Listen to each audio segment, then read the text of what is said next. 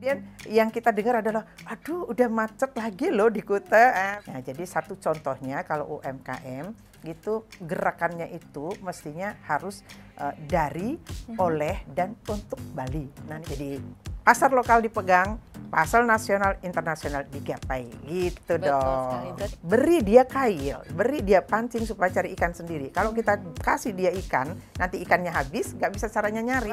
Karena tujuan Dekranasda membuat pameran ini adalah untuk memajukan mereka, untuk mensejahterakan pengrajin, untuk mereka menjalankan tanggung jawab bahwa mereka punya tugas sebagai pelestari di samping bisnis. Gitu sayang. Wow. Satu misal nih Ki, banyak sekali karya-karya kerajinan kita yang belum punya hak kekayaan intelektual. Jadi harapan IKM UMKM Bali itu akan menjadi tuan di rumahnya sendiri.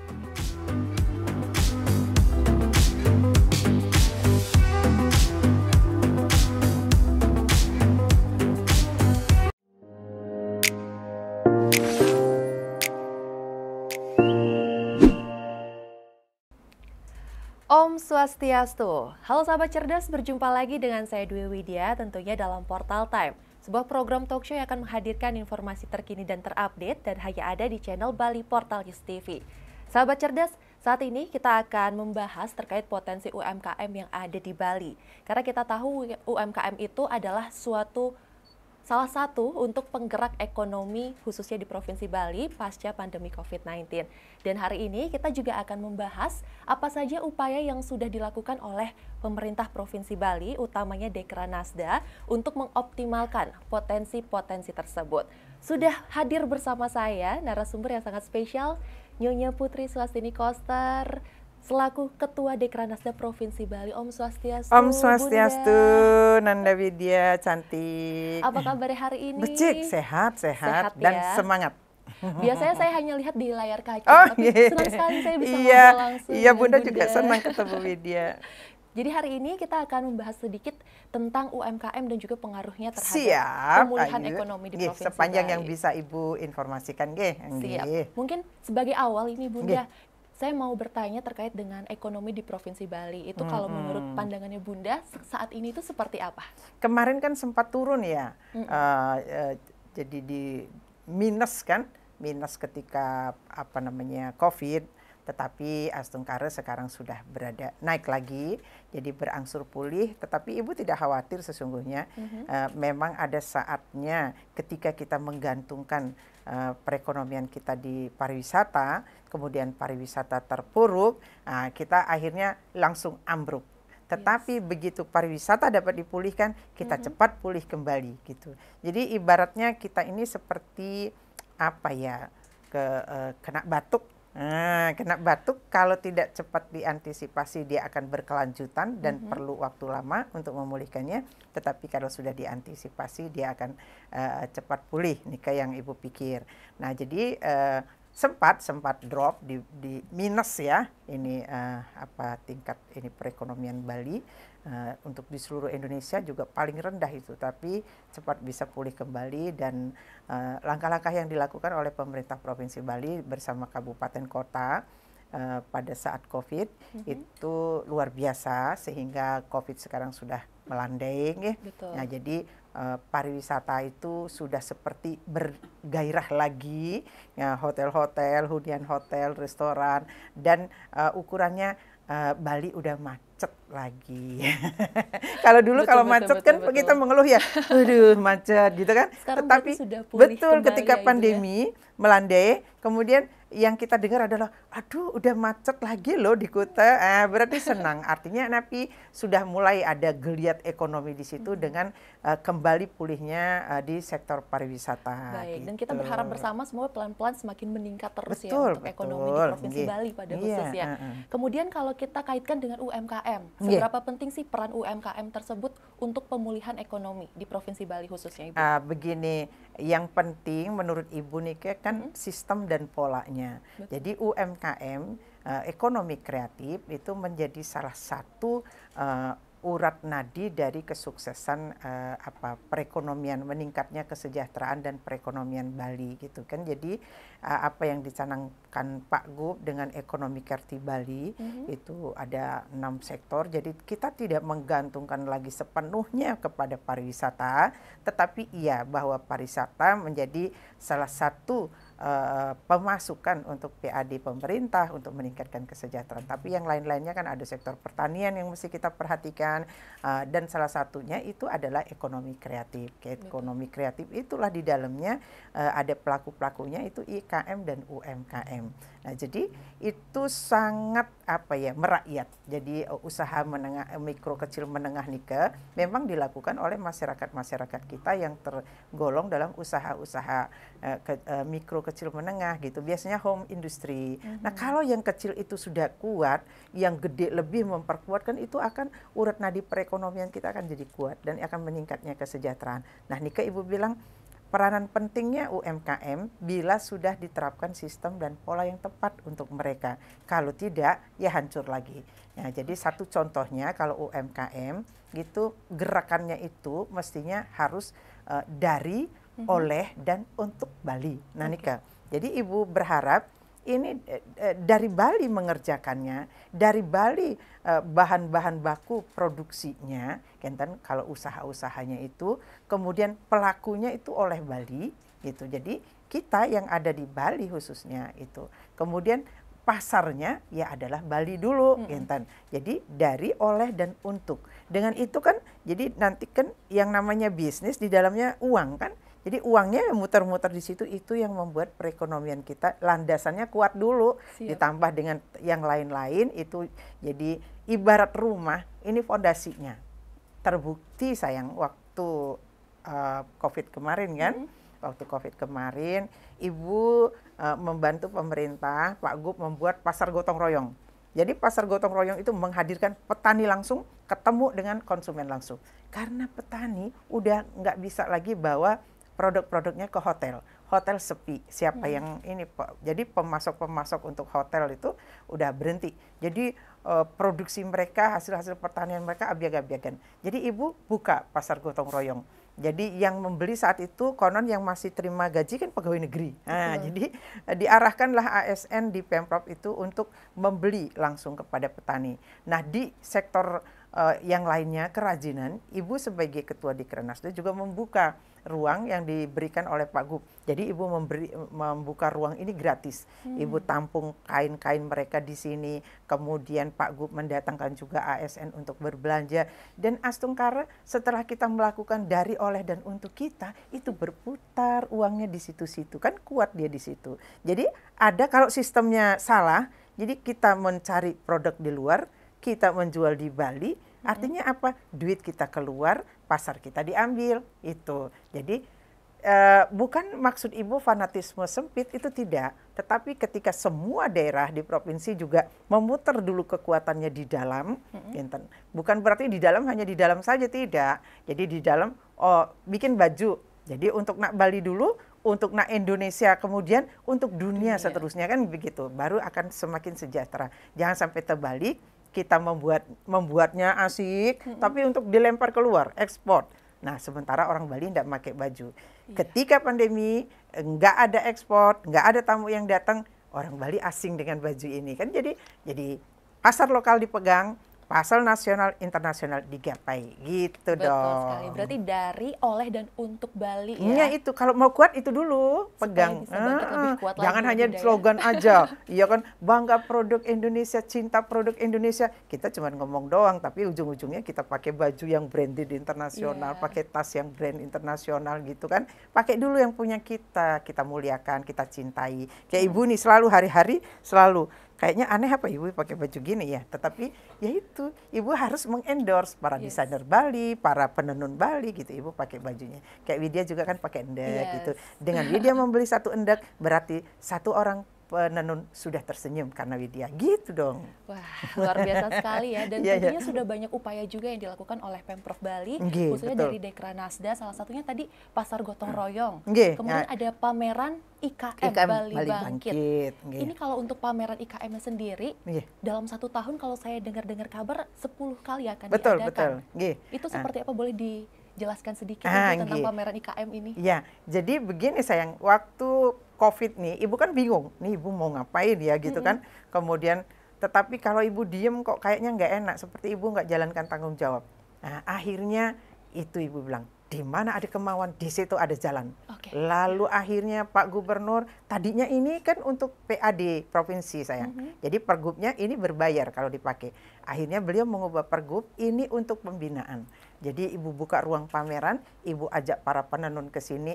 Kemudian di tahun 2021 ibu sudah boleh memakai anggaran. Walaupun nomenklaturnya tidak ada, jadi anggaran itu dari Disperindak. Jadi dana yang ada di Disperindak kami pakai itu sekali pameran. Nika ibu hitung dalam 1 bulan kan ada buka sebulan tutup lagi gitu. Jadi ada jeda kan. Jadi hampir di dalam 1 tahun itu ibu ngambil 1 bulan untuk jeda. Jadi ibu hanya bisa maksimal melakukan 10 kali pameran. Ini kan yang ke-8 udah ditutup 2 miliar omsetnya. Ibu mengeluarkan dana untuk prepare semua ini tiap bulan hanya 185 juta. Nah, ini ke dana dari pemerintah Provinsi Bali. Dengan 185 juta, ibu mengajak mereka, lalu mereka dapat berjualan hampir 2 miliar rata-rata 1 kali pameran dalam sebulan. Pameran. Nah, Wow. itu kan ibu pikir ini nggak ada ruginya saya. Ketimbang misalnya coba bayangin, ibu tidak terlalu setuju orang memberikan bantuan langsung tunai. Nah, nanti nggak tepat sasaran. Nah, jadi misalnya 185 juta, ibu bagi-bagi nih berapa orang yang dapat. Dapat masing-masing 300.000, paling nanti kalau dikasih 300.000 akan jadi apa? Jadi pulsa paling. Main gadget kita kan, jadi pulsa. Udah itu usahanya nggak ngapa-ngapain, gitu kan? Betul. Nah, yang bagus adalah beri dia kail, beri dia pancing supaya cari ikan sendiri. Kalau kita kasih dia ikan, nanti ikannya habis, nggak bisa caranya nyari. Nah, ibu bilang kailnya itu adalah nih ruang untuk pameran. Pak Gubernur mengarahkan dengan adanya surat edaran supaya hari Selasa memakai endak. Jadi ASN juga ke sini. Ya ibu mengedukasi mereka bahwa di sini produknya berkualitas. Hati-hati dulu berbelanja di luar karena kita tidak tahu itu produksinya seperti apa, harganya seperti apa. Nah, mereka ke sini. Dalam sebulan mereka meraup 2 miliar. Ibu merasakan, oh, ada gunanya ibu memakai anggaran pemerintah itu untuk prepare 185 juta, mereka berjualan 2 miliar. 2 miliar itu masing-masing orang kan beda-beda. Ada yang dapat ratusan juta, ada yang cuma puluhan juta, tapi itu murni dan nggak ada dipotong apa-apa oleh Dekranasda, masuk ke rekening mereka masing-masing. Jadi di sini itu gratis. Tapi syaratnya ketika diberi gratis, satu mesti nurut, ikut aturan yang kami buat karena tujuan Dekranasda membuat pameran ini adalah untuk memajukan mereka, untuk mensejahterakan pengrajin, untuk mereka menjalankan tanggung jawab bahwa mereka punya tugas sebagai pelestari di samping bisnis. Gitu sayang. Wow, apakah ini juga merupakan upaya dari pemerintah Provinsi Bali untuk agar UMKM lokal itu bisa go global? Sangat, sangat. Kan ibu ada di dalamnya. Jadi ibu sampaikan ide ibu. Jadi tugas Dekranasda itu sebenarnya kan untuk ikut memajukan perekonomian bangsa kan begitu. Betul. Tetapi dari mana? Dari ruang kerajinan. Terus caranya, terus ibu cara memajukan bagaimana? Ya ibu melakukan, karena kan Dewan Kerajinan. Biasanya kalau dewan-dewan itu kan punya fungsi kontrol. Iya, nah, ibu betul. lakukan fungsi kontrol itu. Ibu cari di masyarakat apa permasalahan para pengrajin. Kemudian ketika ada permasalahan, ibu menjadi jembatan, hubungkan dengan stakeholdernya supaya dapat solusi. Satu misal nih Ki, banyak sekali karya-karya kerajinan kita yang belum punya hak kekayaan intelektual. Nah, jadi ibu sampaikan kepada Disperindak, Disperindak bekerja sama dengan badan risetnya, kemudian di sini ada perwakilan dari Kementerian Kumham. Nah, itu kerjasama yang bagus sehingga kemudian lancar. Dari kementerian memberikan kemudahan untuk cara mengajukan supaya punya hak kekayaan intelektual mereka. Jadi lancar, setiap tahun dibantu oleh Kementerian Kumham itu ratusan karya pengrajin Bali, karya seniman Bali itu sudah punya hak cipta. hak kekayaan intelektual. Begitu. Jadi pemerintah sangat mendorong, tetapi masyarakat dan pelaku bisnisnya mesti sadar gitu. Sistem dan pola yang mereka lakukan di lapangan itu membuat perekonomian kita jadi terpuruk, yang lestari jadi hilang. Kalau yang kita lakukan itu akan membuat dampak yang tidak bagus, hentikan itu, kan gitu. Harus sadar dan aktif juga ya, betul, Bunda betul, ya. Dan juga tahu sistem dan pola yang tepat seperti apa. Mungkin terakhir Bunda, harapannya untuk pelaku UMKM ataupun IKM yang ada di Provinsi Bali, apa saja? Itu sebenarnya harapan Bunda setinggi Gunung Agung. Kalau ada yang lebih tinggi lagi ya, gitu. Jadi harapan IKM UMKM Bali itu akan menjadi tuan di rumahnya sendiri. Nah, tuan itu artinya apa? Masyarakatnya sendiri sudah mengenal dulu produk-produk yang dihasilkan oleh IKM UMKM di rumah mereka sendiri, tanah Bali, disinilah mereka. Mereka melakukan bisnisnya di sini. Nanti Pak Gub itu buat gedung yang luasnya 334 hektar, pusat kebudayaan Bali.